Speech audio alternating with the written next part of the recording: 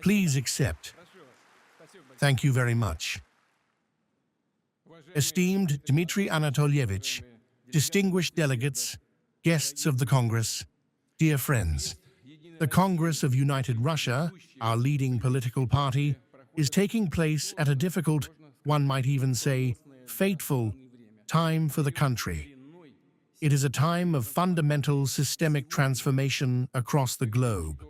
We see regional conflicts multiplying and new artificial obstacles to normal, mutually beneficial cooperation between states and peoples are emerging. This concerns the economy, technology, science, and even culture and sports, humanitarian cooperation in general. At the same time, Russia is experiencing brutal and, without exaggeration, unprecedented pressure from Western elites. They are unable to inflict a strategic defeat on us or win on the battlefield, and they are trying to destabilize the political situation and sow internal unrest. But this is also unsuccessful. They continue to encourage the Kyiv regime, which they chose as a battering ram in the fight against Russia, without sparing the Ukrainian people. The regime is retreating along the entire line of contact and has therefore resorted to openly terrorist actions. What else can you call targeted attacks on civilians, civilian objects, and the virtually open recruitment of renegades within our country to commit sabotage and terrorist acts? The West prefers to ignore all of this. They don't notice. And at the same time, they're imposing new illegal sanctions, I emphasize, specifically against us. Let me reiterate, Russia confidently resists all attempts to hinder our development. We have sufficient strength, resources, and political will. No one should doubt that. Yes, we see problems, we acknowledge them, we respond,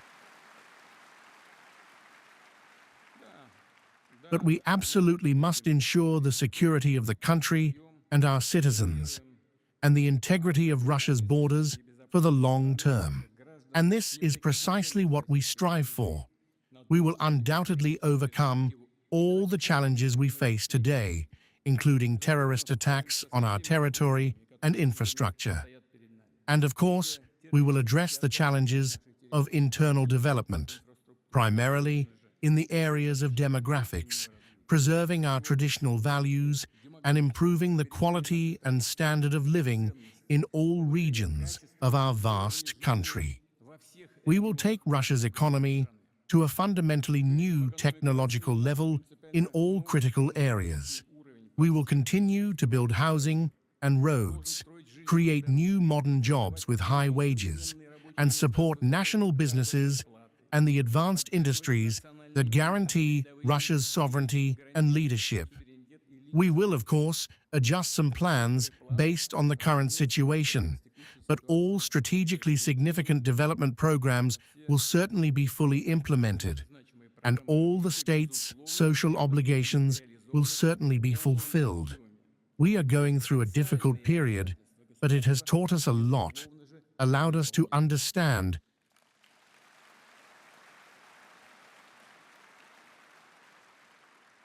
the very essence of what it means to be a Russian citizen and to appreciate the importance of true patriotism.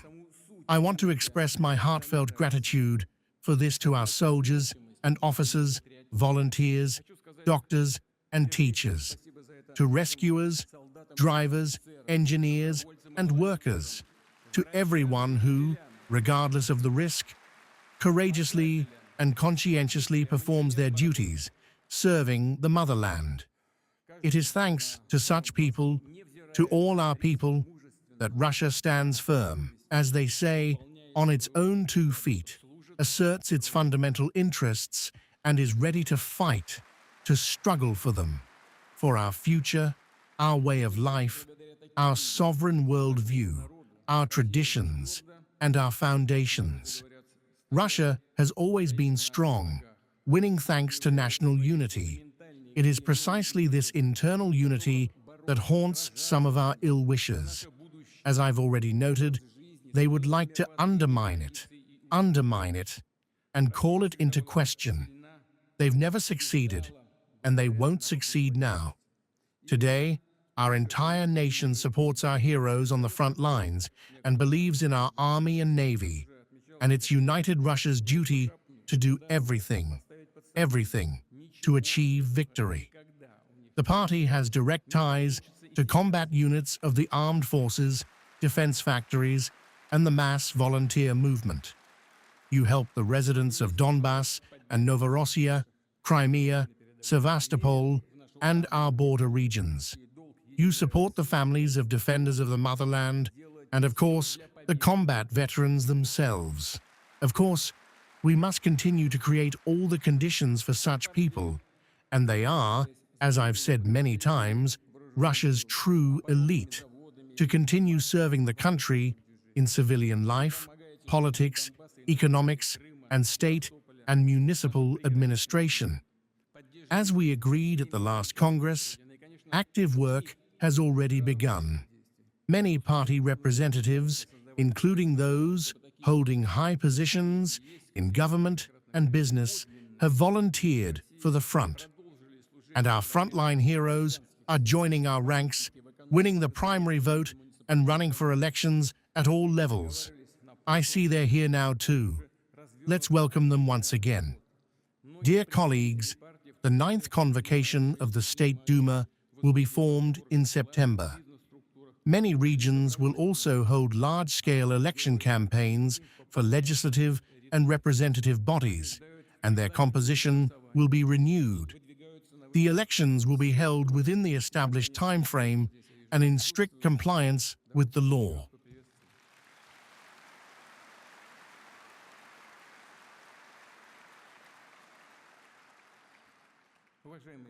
All measures will be taken to ensure the safety of Election Commission staff, candidates, observers, and voters, and to protect the results of the popular vote from any attempts at external influence or manipulation. Instructions to this effect are required and will certainly be issued. I am confident that the competition will be open and fair, as public trust in democratic institutions is an essential condition for the stability and unity of our society. The electoral process is a test of the integrity of our political system, a crucial stage for the country's further development, strengthening stability and social harmony. Much depends on how meaningful and constructive our parliamentary parties, and above all, United Russia, conduct their election campaigns. It is a great honor and a tremendous responsibility to earn the status of a leading party, the pillar of the modern Russian state. Let me emphasize again that such public trust is priceless. It doesn't just happen. People, as you well know, see everything. They see everything. They know that United Russia supporters have never been populists, never driven by the pursuit of ratings through empty, unrealistic promises. I want to thank you for this firm position, for your significant contribution to the country's development, for your extensive work in parliamentary bodies and in the executive branch. And I ask that you not slow down, but rather increase the pace of this work. We must stand with the citizens of our country in all areas and in all spheres. At the initiative of United Russia, new protective measures are being introduced for our heroes, service members, and their families. Major social and economic projects are being implemented. The regions are receiving financial support, including through the recent decision to defer the repayment of budget loans. The party is doing a lot for the education system and our teaching community. This includes a large-scale program for school construction and renovation, payments to homeroom teachers, and the expansion of the kindergarten network. Today, I'd like to support another specific initiative of yours, which I consider relevant. This is the recognition of the special status of teachers in our country. I would like to emphasize that this recognition should not be a formality.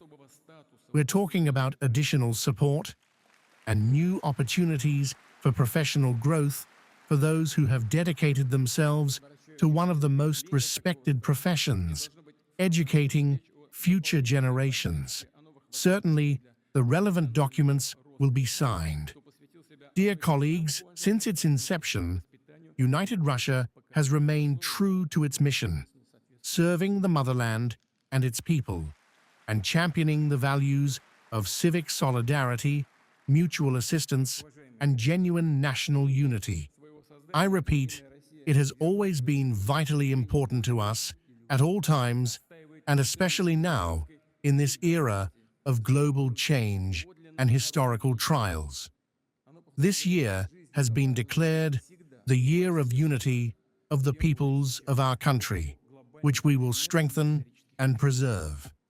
And the very name, United Russia, signifies its calling to protect the identity, traditions, culture, and languages of both Russian and all indigenous peoples of Russia from any attempts at aggression, expansion, or extermination, no matter where they come from, under whatever guise, or from wherever they originate. Ensuring the security of our society and preserving the ethno-cultural harmony that has developed in Russia is one of our key tasks. One of the topics that will undoubtedly be on the election campaign agenda is the protection of our traditional values, which I have already mentioned. And here, the parliamentary parties share common approaches.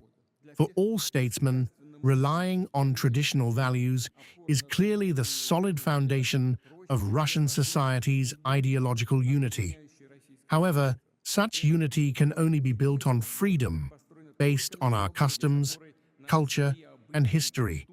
And these traditions demonstrate that a person cannot be free unless their people and their country are free. In this sense, human freedom and Russia's sovereignty are equivalent, identical concepts.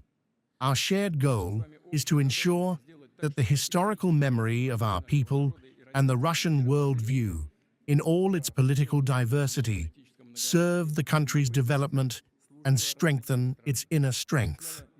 This is the key to the stability of our party system, our democracy, our people's rule, and therefore the entire state and its sovereignty. I believe that all participants in the election campaign must remember their responsibility to the people and the state, and that the condition of national unity is social justice, equality not only of opportunity, but also of responsibility in the face of challenges. Dear friends, this year, United Russia celebrates its 25th anniversary. Over the past quarter century, many important, transformative, and truly historic events have occurred.